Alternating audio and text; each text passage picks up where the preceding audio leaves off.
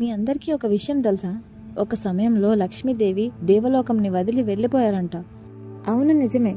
ప్రాచీన కాలంలో దేవతలు చేసిన పాపాల వల్ల లక్ష్మీదేవి దేవలోకం వదిలి వెళ్ళిపోయారు.